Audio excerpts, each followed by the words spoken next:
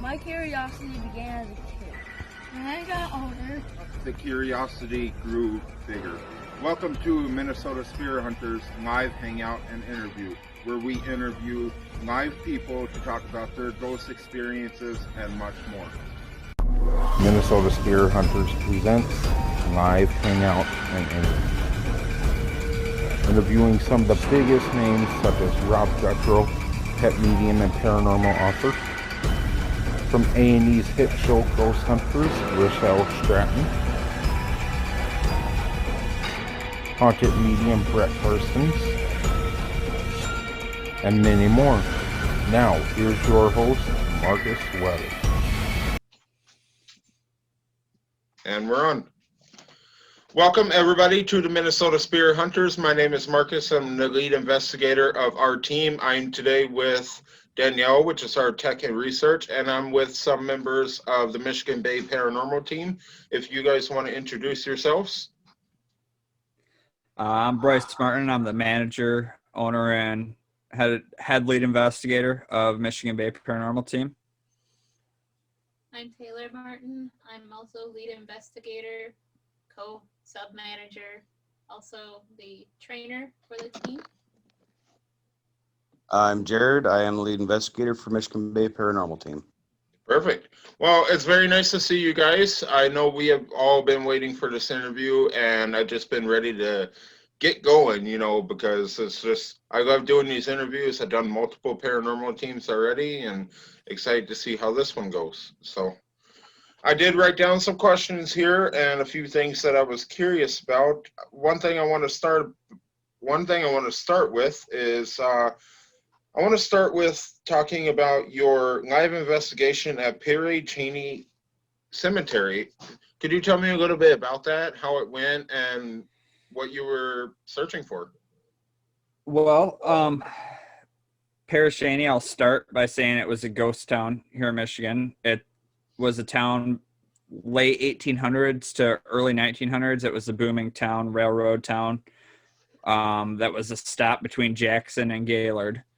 And it was hit twice by an epidemic of diphtheria. And by the early 1900s, there was only like 18 residents left. So they auctioned the land off and declared it a ghost town. Wow. Over 50 families perished in the town. And all that's left of the town now are some holes in the ground where buildings used to sit and the cemetery, which has been heavily vandalized.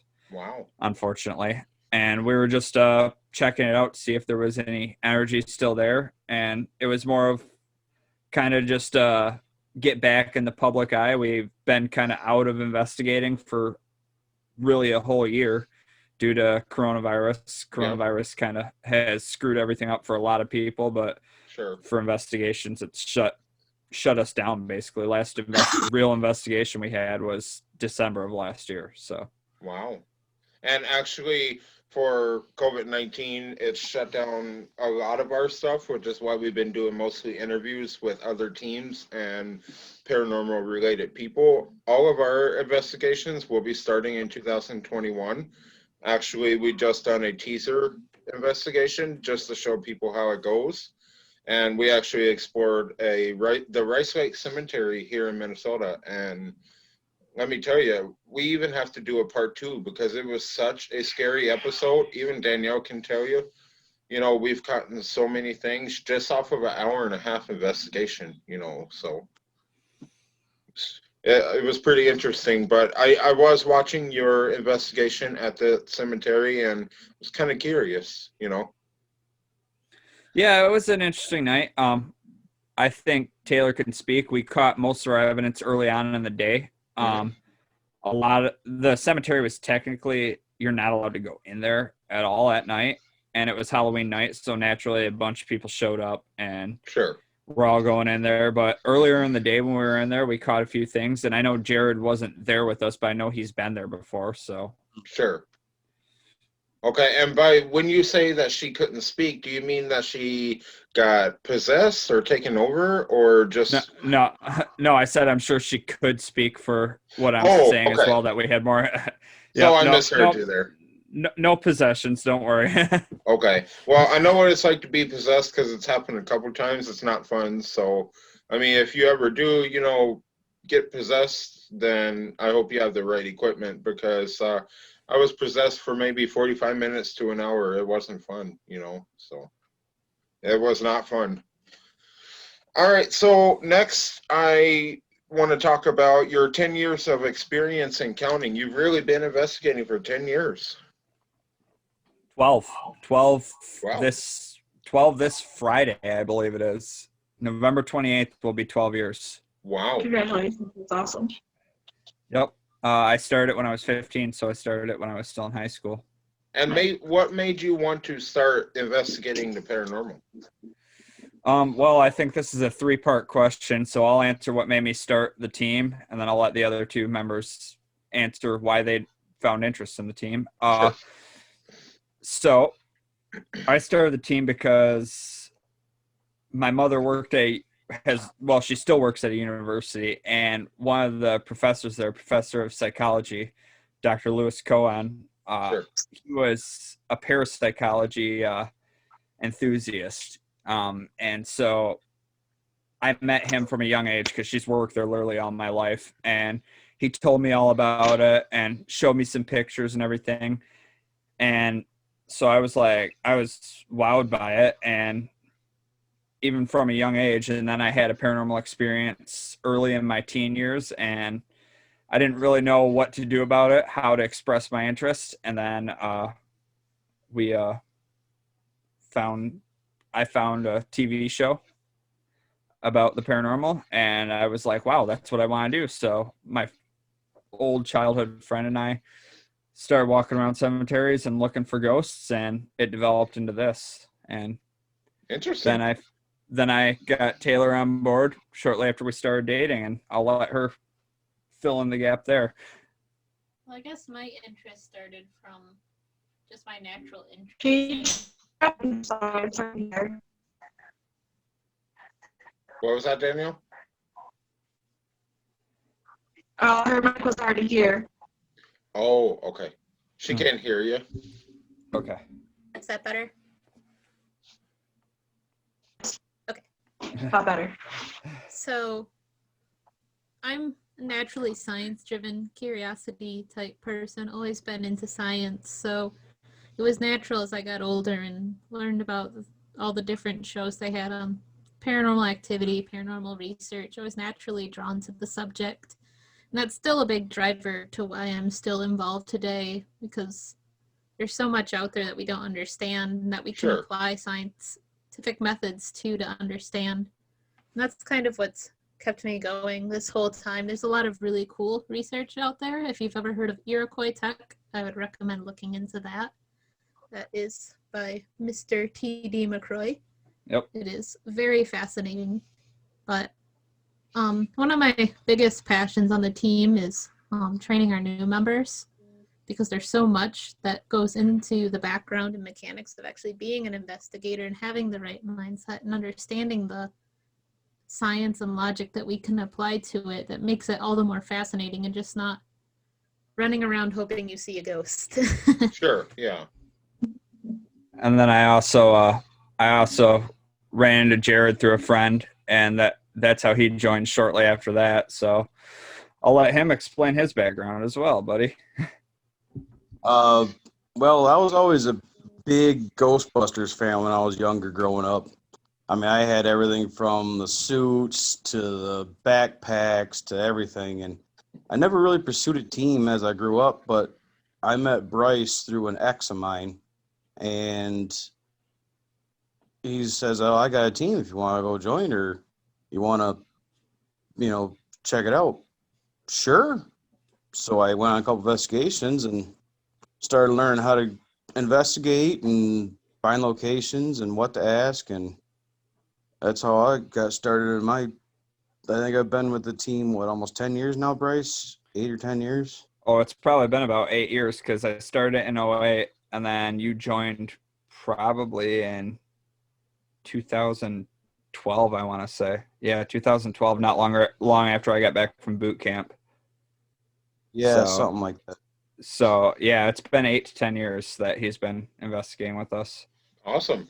Well, I suppose while we're on this subject, we'll say why we are here with the Minnesota Spirit Hunters, and what made us want to do the team. Me personally, I started my own group called Paranormal Investigators in Northern Minnesota, because I believe it was because we were taking a creepy photo shoot with a group of friends that are actual photographers. And this is at one of the places here in Minnesota. And we all felt some energy when we were there taking the pictures. We had nothing to do with paranormal at the time. We were taking those pictures, and it was very interesting. So we just started up a team with me and a couple of my members that I have now and those friends. And that team just didn't work out for me, and then I decided to do another team, which we didn't really get very far on for some reason. But I took a long break, not a long break, but like a break from the paranormal, and then something told me, start it up again, and honestly, I have to say, since I started up the Minnesota Spirit Hunters, it's been very, very successful. So I started it back in June or July, I think, and we're getting up there, so it's pretty interesting. Good to hear. Nice. How about you, Dannielle? Well, for me, I've always been interested in the paranormal. A fun, interesting fact about myself is that I am Wiccan as well. So I believe in the universe, and when you put through the universe, you get back by its full. So sometimes I like to do little rituals before we start the meeting to get kind of things going a little bit and trying to get them more active and stuff. But I started searching when I was like 13, when I was at one of my foster homes, and I recorded something on my phone, one of those flip phones, because it was the first back in, the 90s. So, yeah, that was fun. I wish I still had that phone because it was like crystal clear message, and I can't remember what it said. But ever since then, I've been really interested in all kinds of paranormal things and just trying to understand the world better. And I know when I posted up an application for a tech and research person, Dannielle was the first one to apply. And when I gave her the call, she was literally jumping out of her skin, because I called her, because she wanted to be part of a paranormal team so bad. And I can honestly say that she's been a really good team member since we had her. So It's awesome. Very, it's always very good to find people interested. exactly. Yeah. It's hard to find very people that keep dedicated their people. interest. Yes. She's very dedicated, so that's what we want, and that's what we like. So, I was reading that the Michigan Bay Paranormal Team started after watching an episode of Ghost Adventures. Could you tell me about that?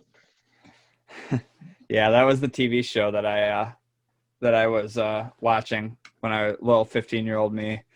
I saw the Sloss Furnaces episode, and like I said, I had already known about the paranormal, but I didn't know there were actual teams out there until that point. Sure. So I was like, wow, that's what I want to do. We lost Dannielle? Yeah, we lost Dannielle. Nope, she's back. She's back. But yeah, so that's how I started it. We've kind of drifted away from, I was trying to be them in my younger years, because I didn't know how to investigate. I had no clue. I was just doing what I saw on TV, and that's what I did. And I was trying to be them, but we've drifted way farther away from that. And we've developed our own style, and it's a style that's worked for us for the past probably decade, ever since we kind of started falling into this groove of how we investigate now. And, like I said, we've only been on a hour-and-a-half long investigation at a cemetery, but I feel like we already caught a kind of way that we're going to investigate in the future.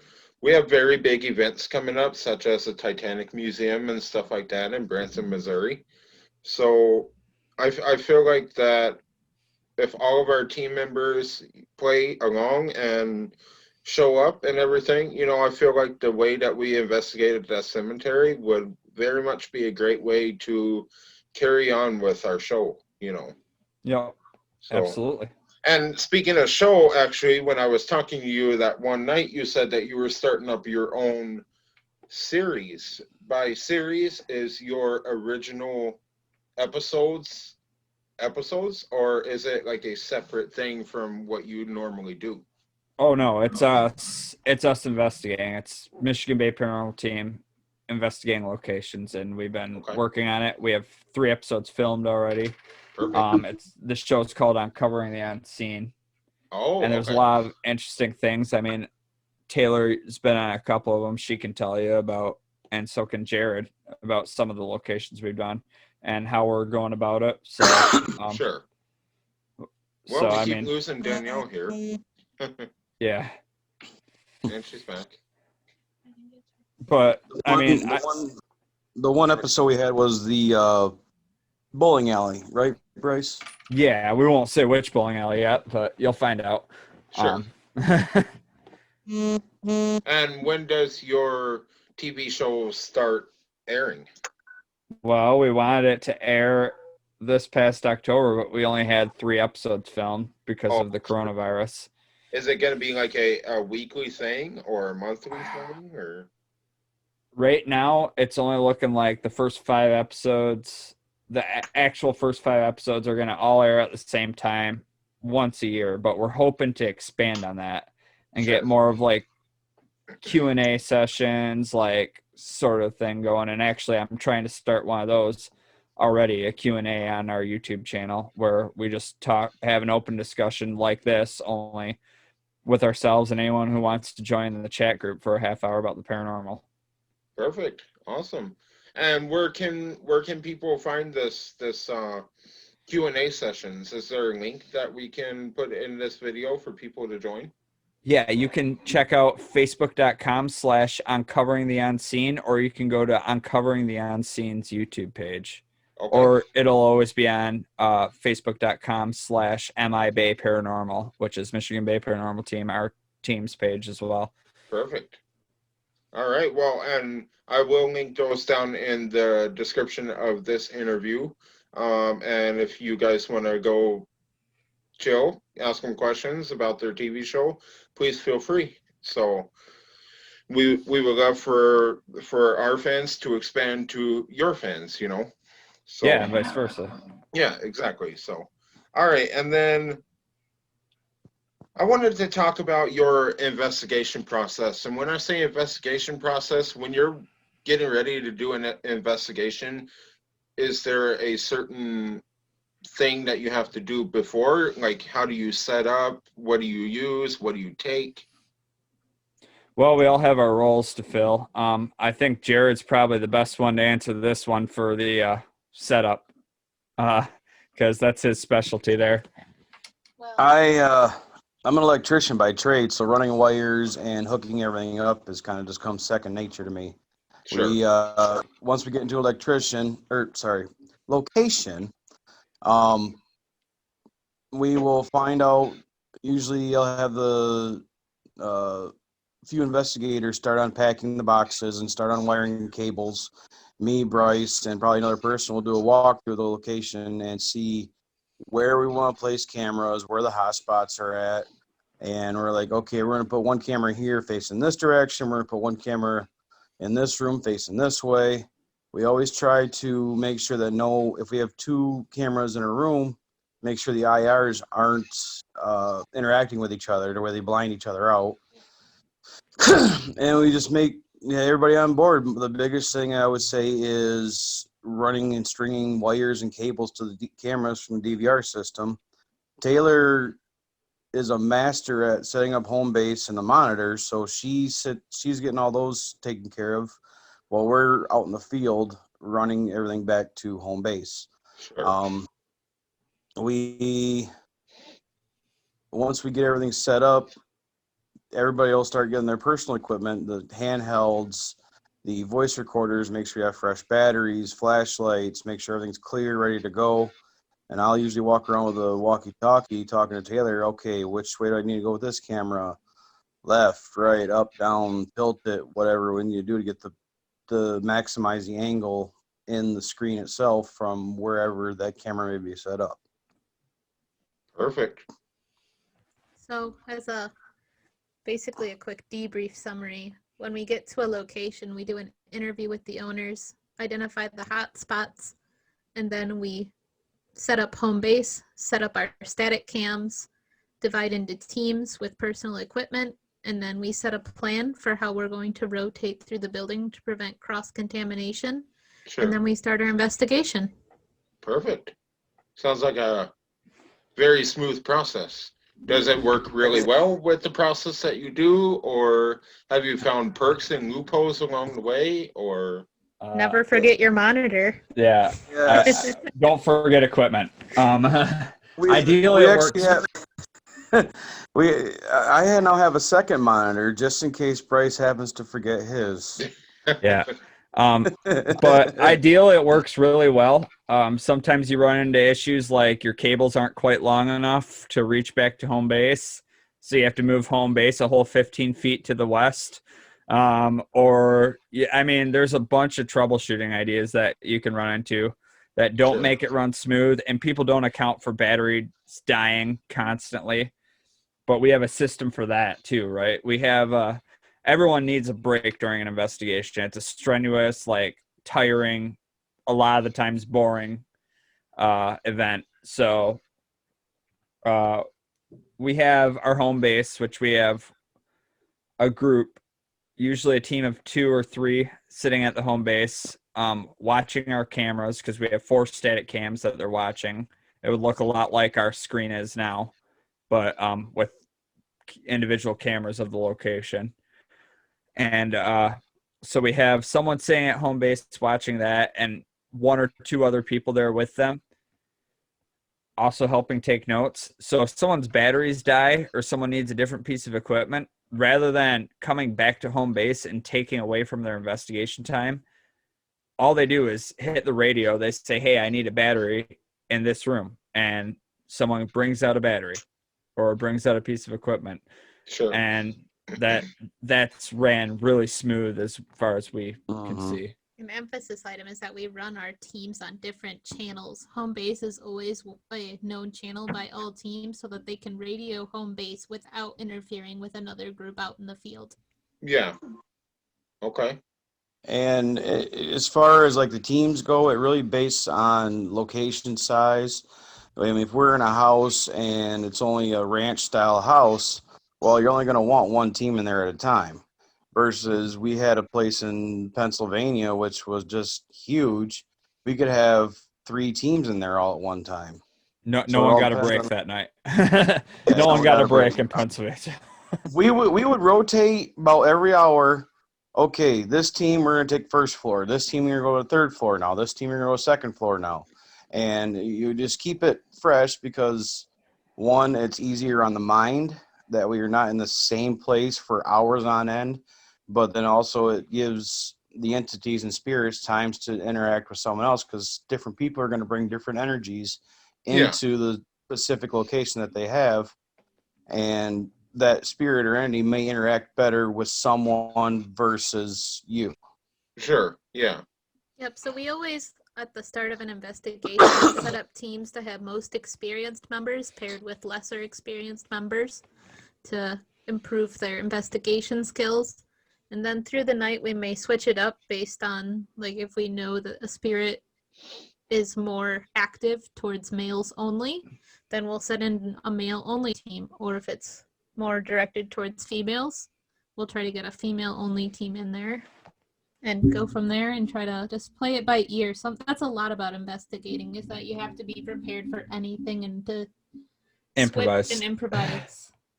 And by the way, rarely is the spirit more likely to be attracted to males than females. Right. Yeah. It almost never happens. So if there's any female investigators in Michigan that are looking for a team, we need you because we have more male investigators than females. Well, actually, on our team, let's see. I believe that I am actually the only male investigator on our team. I'm the only male team member. So I'm surrounded by a bunch of girls. But I have to say, these girls are absolutely awesome team members. You know, we go in, we do our thing, and we get the information that we're in search of. So perfect. Well, that was an awesome kind of insight on how you guys do your post or pre-investigation. Did you have any tips on your post-investigation after? Make copies of Well, every recording so yes. everyone has Make it. sure- And it doesn't get lost. Yes. Make sure you back up your files. That way you don't lose your files. We had a case And- where my hard drive crashed a week after we did it, and it had everything on there, and we had already deleted it from the DVR. Actually, the DVR's hard drive crashed as well that same week. Oh. Yep. So you were just out that episode? You didn't have it anymore? We weren't doing episodes at that point. Oh. It was really more just for us, but we still weren't able to review any of that footage. All we saved were like 2 voice recordings and 1 camera of the by the end of the night, you're all just wanting to get out of there and pack up and go home or go to sleep, go back to the hotel or whatever. So you're kind of, there's some things that take longer, like the Sony's or a 4K camera that we have to take for backup onto the main computer that we have. But it's just get the wires pulled back, make sure everything's backed up before we shut it down, and get everything packed up and just get out of there as cleanly as we can. Perfect.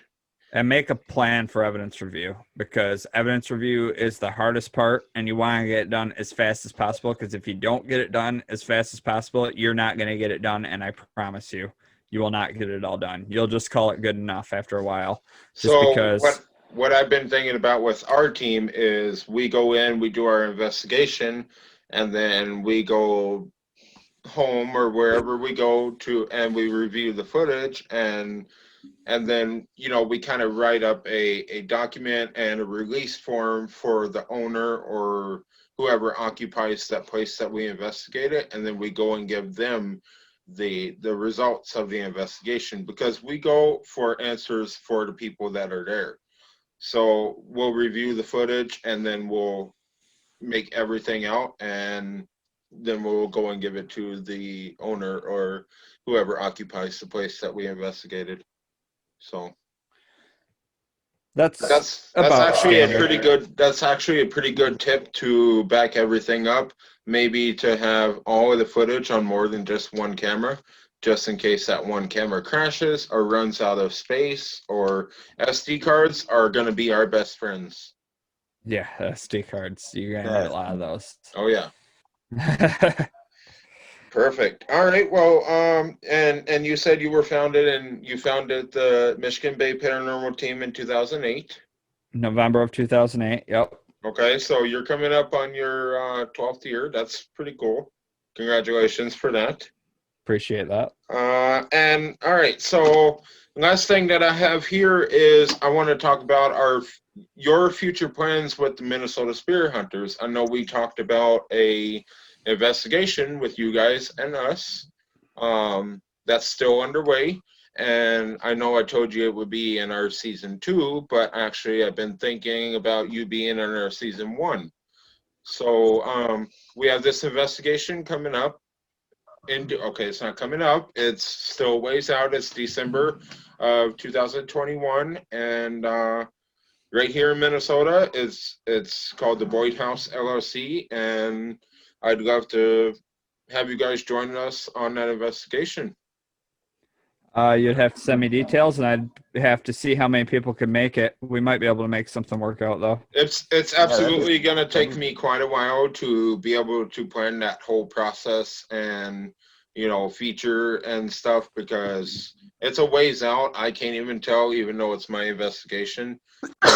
Right. We'll keep you posted on that, and any more future plans with us. We'll keep both teams updated.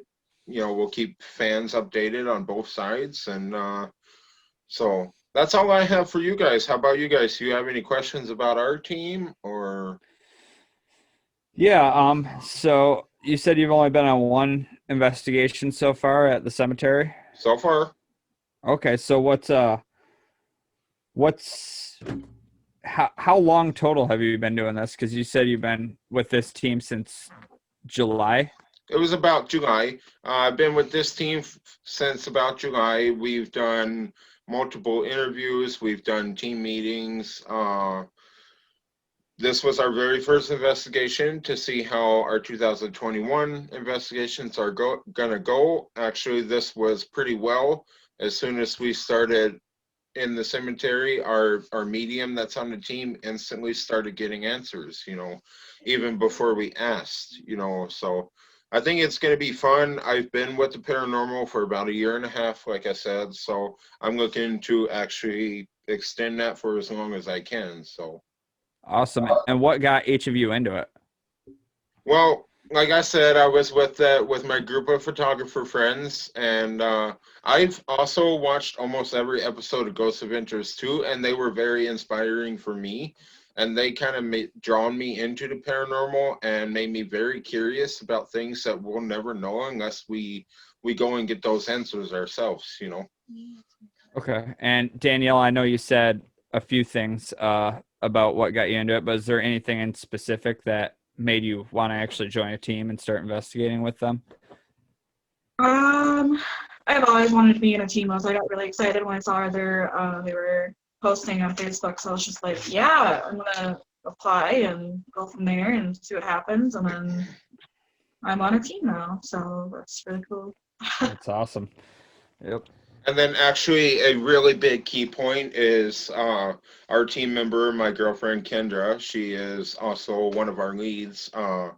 Back in 2015, her cousin had committed suicide, and I'm actually an empath and I can speak with her cousin. So it's very interesting when I give her answers from him that she would have never guessed, but those answers are right. I never met him, but I can explain to her exactly what he looks like, and it just made her very interested. And ever since I met her, we've been talking about being on a paranormal team, and she's been there with me on all three of the teams. So since day one. What are I was going to ask you, what are some of the personal experiences you guys have had? Personal experiences, I just posted in our group chat on Facebook before we started this interview. I went to my bathroom to do something, and I have some Christmas lights up because I decorate for each holiday, but they were not plugged in, very weird. And then I'm standing in the kitchen doing whatever, and I look on the wall and there's a really bright reflection. I go in the bathroom and they're all lit up. This happened probably 45 minutes ago. So that right there, because I can speak to them, they tend to like to mess with me, because I can control sometimes I can't control my thoughts because they will get in my head sometimes and just won't leave me alone, and they just like to do things to mess with me. Especially when I drive past a cemetery or something, I just get so many voices in my head and I just don't know how to turn it off, Mm-hmm. Makes sense. And Dannielle, any experiences from you? Well, I'm technically a medium as well. I should say not technically, but I am a medium myself. I like to read people when I give out tarot card readings and stuff like that. I like to give them like a personal reading of their past loved ones and stuff like that. And yeah, like I have just been hunting since I was like 13, and that was way before ghost hunters were even a thing. So I feel really, really old when I dated myself. But yeah, just experiences with EVPs and reading other people and just the religion that I'm kind of interested in and Wiccan. So it's really similar to like the Indian tribal. Mm-hmm. All right. I think we lost Dannielle again there. Are you there? I can't hear her anymore. Nah, She's kind of frozen on my screen.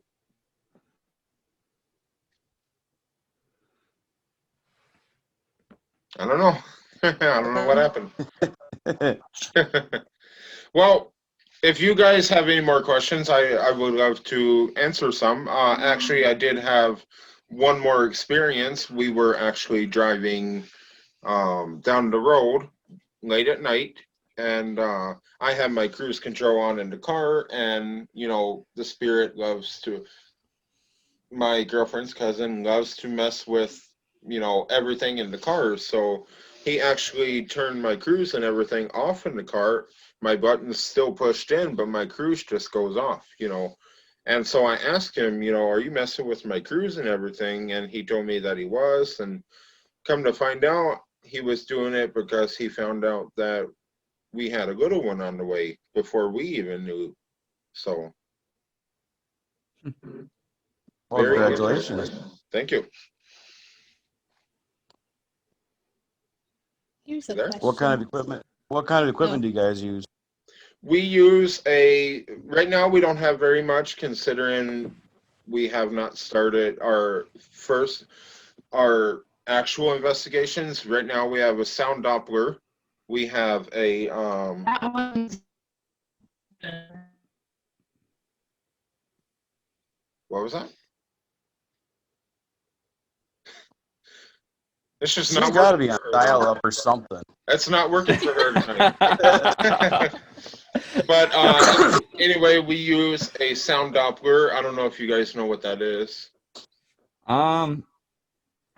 Maybe No. just say it for all the viewers. Yeah. Yeah. Okay, so a sound Doppler it has a little microphone thing on the top, and it has a screen where it shows numbers.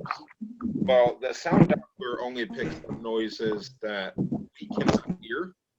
Only that machine can hear the noises, the high-pitched sounds, and then the low-pitched sounds, things that we can't hear. And then the numbers will start moving, whether it's I don't know what's going on. Yeah. Whether it's going fast or whether it's going slow, it just picks up all the noises that we can't hear. And I wish I had it here with me, but unfortunately another team member has it right now. So, but if I had it, I'd show you guys. We also use a EVP voice recorder. We use a Spirit Box, SB7 Spirit Box. Spirit box. Yep. Yep. Our microphone recently broke on that, so it's really hard for the camera to catch. It's really hard for the camera, so I got to hold it up to my ear during the investigation. And basically, when we're editing the investigation, we kind of have to put little quotations of what's being said. Yeah. I wish our microphone still works so it can amplify what we hear. But Yeah. I've heard that's a problem with some spirit boxes. Is you said because the microphone on it? yeah, Is so it supposed to record? It's a little handheld SB7, and you plug a microphone into the top of it. Oh, okay. Yep, I was about to say. You can't recharge it. You can't put new batteries in it or anything. If you can, we don't know how, but we have to figure it out before our first real investigation, so. Right. So, but that right now, and then we got some apps on our phones that we use, and different apps that we pay for, and some we don't pay for, and so we have those 3 pieces of real equipment for now. We're working on getting more, and we've recently decided to get up some merch for all of us. My microphone is not working, she says. Yeah, we lost her whole video feed on. Yeah, we're almost done here anyway, so I think it's okay. So yeah, like I said, we're starting up a merch line for us to wear during the investigations. Also, merch that our fans can purchase. Anybody can. So it's getting there. Yeah, it's a process. It is. It costs a lot of money. I'm gonna say that. Yeah. Just having a paranormal team costs a lot of money. Yeah. It's an expensive hobby. It is. Like today, I was booking the Myrtles Plantation down in Pennsylvania, I think it was. And he called me today. The guy called me to finalize the investigation. And, I was actually about to finalize the investigation. And then he's like, all right, so that'd be $1,300. I'm like, what? Whoa. That was a very expensive one. I didn't know I had to pay for it the same day. And, I'm like, all right, so let me talk to the team because, Right. I can't just dish over 1,300 the same day, because Nope. Yeah. so A lot of the bigger locations like that charge about $1,000. well, and usually. see, the reason that it was so high is we have to rent all 6 rooms on the top floor in order to, if we rent one room, then we only investigate that room. We want to investigate the whole thing, so. Yep. Is that better, Sounds like Danielle? Another place. What? We've had some places that have had a pretty pricey price tag that we've had to say, okay, maybe. Yeah. Let's hold off for another year on that one. Yeah, we've shelled out some money though, for Can you hear us investigating. I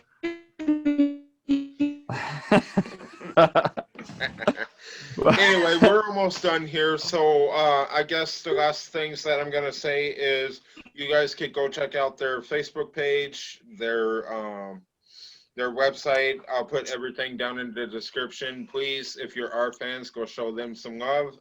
Thank you for watching them and actually watching this interview, and keep an eye out for our next events. I believe our next event is interview with the Paranormal Investigators of Milwaukee. So we're pretty excited for that one. So There you go. yeah. That So worked. keep an eye out for that one. Thank you guys for joining, and we definitely will. Yeah, absolutely.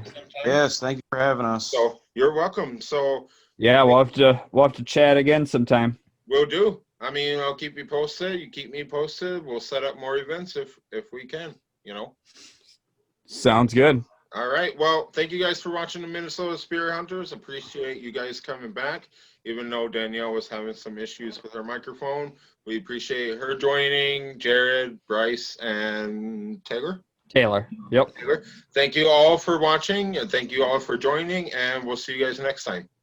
Bye. Yep. See you later. Yep. Bye. See you later. Bye, guys. This program is intended for mature audiences. Parental discretion is advised.